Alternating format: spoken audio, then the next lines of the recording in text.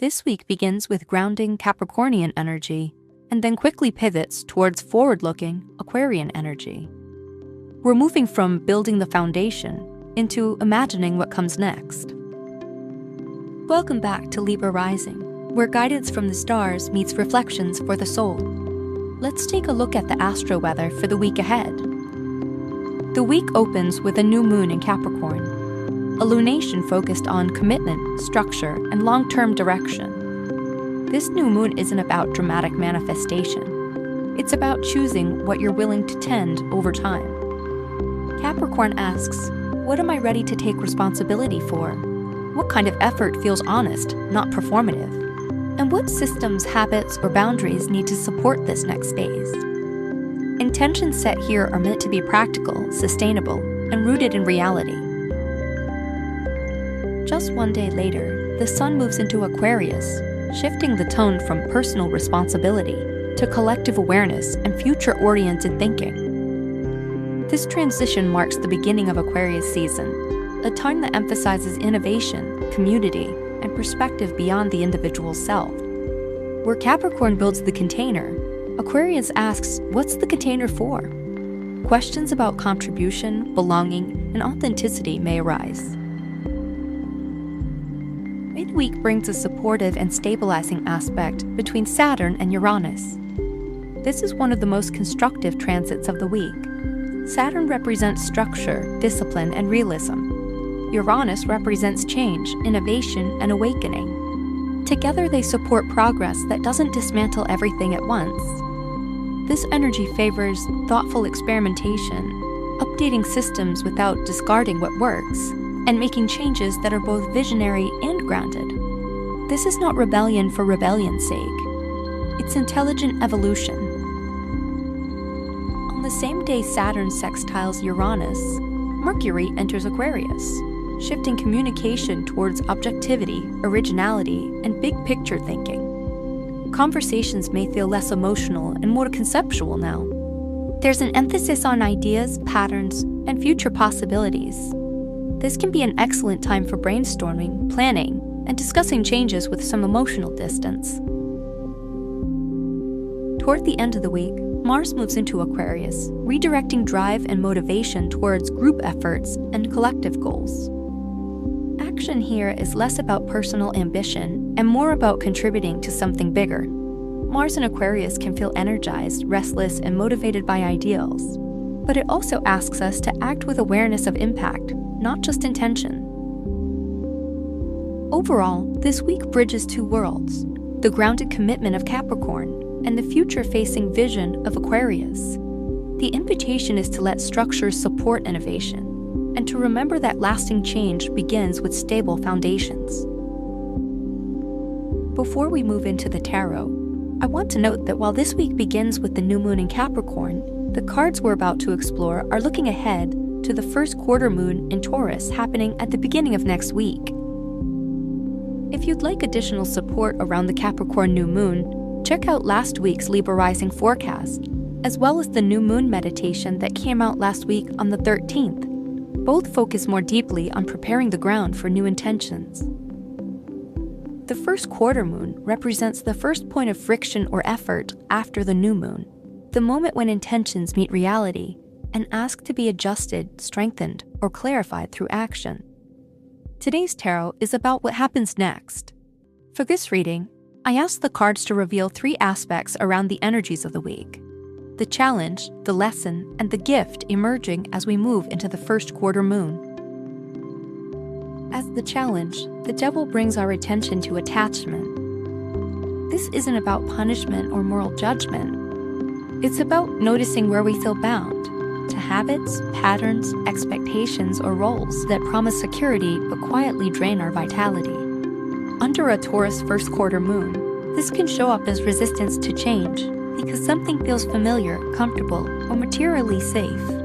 The challenge here is honesty. Where are we clinging out of fear rather than alignment? Where does control masquerade as stability?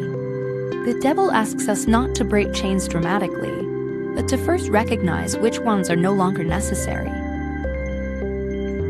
For the lesson, the Hermit reversed emerges. Upright, the Hermit represents solitude, introspection, and inner guidance. Reversed, it asks us to examine how isolation may have lingered past its usefulness. This card suggests that while inner work has been essential, it may now be time to gently re-enter dialogue with trusted friends or other supports. The lesson here is balance, not retreating completely inward, but not outsourcing our authority either. The Hermit reversed teaches us that insight deepens when reflection is integrated into lived experience. As the gift, the star reversed may seem surprising at first, but reversed, the star doesn't withdraw hope, it internalizes it. Rather than waiting for reassurance from the outside, this card offers a quieter, more personal renewal of faith. This is hope that doesn't announce itself. It doesn't insist on optimism. It simply continues, gently, steadily, beneath the surface. The gift this week is the ability to trust your own light, even when clarity feels incomplete and the path ahead hasn't fully revealed itself yet. Together, these cards tell a grounded story. The challenge is recognizing where attachment limits growth. The lesson is learning when to step back into connection without losing yourself. And the gift is a renewed inward source of hope that doesn't depend on certainty to remain alive. This first quarter moon doesn't ask for dramatic action. It asks for adjustment, honesty, and self-trust. Sometimes progress looks like loosening a grip, opening a door a little wider, and allowing hope to return quietly on its own terms. Before we move into the reflection questions and mantra for the week, I want to share a few words from the perspective of a highly sensitive soul. Some weeks aren't about expansion, breakthroughs, or clarity. Some weeks, the work is much quieter. It's noticing where the body tenses, where the breath shortens, and where the heart instinctively closes, and choosing not to override that information. Sensitivity is not fragility, it's perception. And perception often recognizes what's unsafe long before the mind is ready to name it. This new moon doesn't feel loud to me. It feels sober, stripped back, almost somber. And I've been sitting with a question that keeps returning. Do I want to be understood, or do I want to be safe? Because with some people, those two things don't coexist. There are moments when we realize that being fully ourselves requires more protection than performance, and that the cost of masking can quietly exceed the cost of solitude. That realization can hurt deeply, especially when it comes after hope, connection, or a sense of opening. But this week, I'm learning that discernment isn't withdrawal, it's self-respect. And that pulling back doesn't mean giving up on love, connection, or belonging. It means refusing to build on unstable ground. If you're entering this new moon feeling quieter than expected, more inward, more protective of your energy, that may not be a step backwards. It may be wisdom choosing its moment. Some seeds need darkness, some truths need privacy, and some phases of growth ask us to prioritize safety so that authenticity can survive.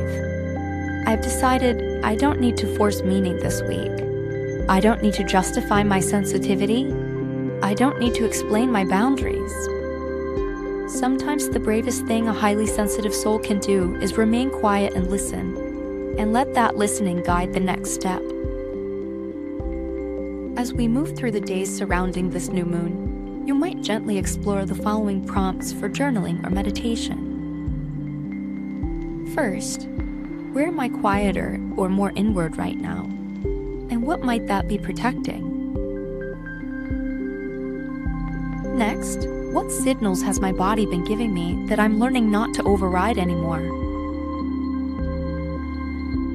And lastly, what would honoring my sensitivity look like this week instead of managing it? Let these questions be companions, not assignments. You don't need the answers all at once. As an anchor for grounding, consider carrying the following mantra with you this week. I don't need to force clarity. I listen and let what's true reveal itself in time. This week isn't asking for dramatic action or instant certainty. It's asking for alignment, for foundations that can support the future you're imagining. As we move from the grounded intentions of the Capricorn new moon into the forward-looking currents of Aquarius, the invitation is to let structure serve vision and to let commitment make space for growth. Between the astrology and the tarot, this week reminds us that progress doesn't always arrive through force or speed. Sometimes it comes through honest adjustment, loosening what binds, reconnecting with what sustains, and allowing hope to return quietly from within. Thank you for spending time with me this week here on Libra Rising. If these energies resonated, you're welcome to share what you're noticing, releasing, or reimagining in the comments below. Until next time, may your foundation still steady, may your vision remain open, and may your path forward unfold through integrity, patience, and trust.